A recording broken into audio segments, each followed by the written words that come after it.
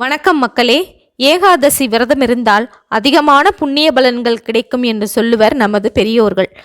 அந்த விரதம் எப்படி இருப்பது என்று கேட்டால், வைகறை துயிலெழுந்து ஜபதபங்களை முடித்து அன்றைய தினம் முழுவதும் பூரண உபவாசம் அனுஷ்டிக்க வேண்டும். இரவெல்லாம் கண் விழித்து புராண நூல்களை படிப்பதும் பகவானின் நாமங்களை சொல்வதும் நல்லது.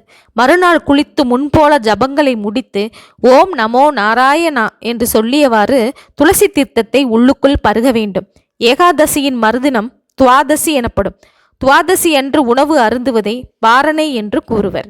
ஏகாதசி விரதமிருந்து அரங்கனை சேவித்தால் ஸ்வர்க்கம், மோட்சம், நல்ல புத்திரர்கள், உயர்ந்த பதவிகள் கிடைக்கும்.